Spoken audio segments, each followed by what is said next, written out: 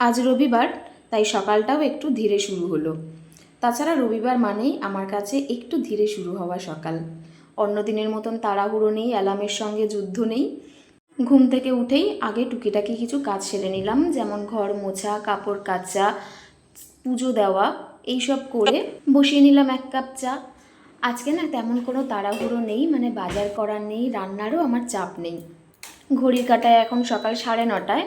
চাটা বসিয়ে এবার আমি ব্রেকফাস্টের জন্য ব্রেডটাও সেঁকে নেব।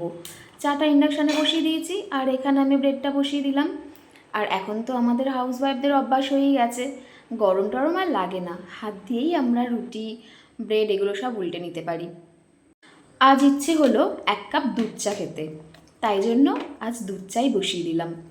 আর এদিকে মেয়েকে দিয়ে দিচ্ছি ব্রেড, বাটার আর গোলমরিচ। ও না বাটার দিয়ে গোলমরিচ দিয়ে খেতেই কিন্তু বেশি পছন্দ করে।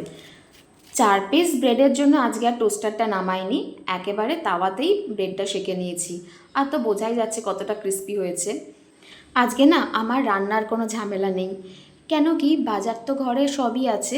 তাছাড়াও কালকের কিছু খাবার রয়ে গেছে, যেটা আমাদের মামের হয়ে যাবে। বোন এসেছিল কালকে, ওর থাকার কথা ছিল, মানে আজকে যাওয়ার কথা ছিল, কিন্তু হঠাৎ একটা কাজ এসে গেছে, তার জন্য ও কিন্তু সকাল সকাল বেরিয়ে গেছে। আর এই খাবারে তো আমাদের হয়ে যাবে, তাই আর রান্নার কোনো প্রয়োজন নেই। এছাড়াও কাজ তো আমাদের সবার রোজই থাকে। আজকে আমি একটু নিজের জন্য সময় দিলাম, একটু মি টাইম কাটাবো। চাটা নিয়ে নিলাম, আর এখানে নিয়ে নিয়েছি আমার জন্য ব্রেড। আজ একটু অন্যরকম খাবার নিলাম। কাজ তো আমাদের সকলের রোজই থাকে, তবুও ব্যস্ততার মাঝেও কিন্তু নিজের জন্য একটু সময় রাখাটা জরুরি। সকালবেলা হয়তো সবার ক্ষেত্রে সম্ভব হয় না মি টাইম রাখা, যেমন আমারও হয় না। তবে রবিবার দিনটাও চেষ্টা করি, তাও প্রতি রবিবার যে এইভাবে সময় কাটাতে পারি সেটাও নয়। চায়ের কাপ হাতে নিয়ে একটু বারান্দায় বসা, একটু নিজের সঙ্গে সময় কাটানো, এই ছোট ছোট মুহূর্তগুলোই কিন্তু রবিবারকে একটু আলাদা করে দেয় অন্যান্য দিনের থেকে। তবে আমি তো বারান্দায় বসিনি, আজকে মিষ্টুর হাতেও সময় রয়েছে, তাই ও বারবার আমাকে জিজ্ঞাসা করছে, মা কী করব কী করব। এটা না ওর ছোটো থেকে অভ্যাস, যখনই একটু সময় পায় মা কী করব কী করব করতে থাকে।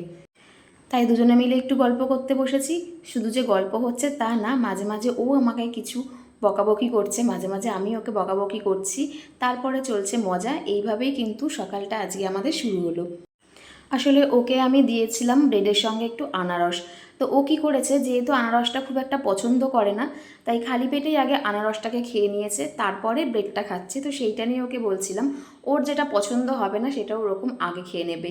উল্টে ও আমাকে বলছে, এরকম বাটার দিয়ে, ব্রেড দিয়ে, দুধ চা দিয়ে কে খায়।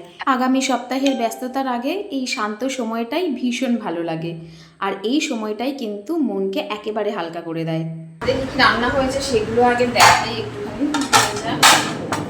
দেখো আমি আমি কেন বলেছি রান্না করব না, আজকে রান্না করতে হবে না। এই দেখো এখানে আছে ভাত, আর আলু পোস্ত আচ্ছা। দেখো এখানে চাল পটল, আলু পটল দিয়ে গোবিন্দভোগের চাল দিয়ে করেছিলাম। আর এখানে আছে হচ্ছে তেঁতুল ডাল। এত কিছু রান্না রয়েছে, আর কিছু কি লাগে তোমরাই বলো। তাই জন্য আজকে আমার রান্না টোটালি বন্ধ।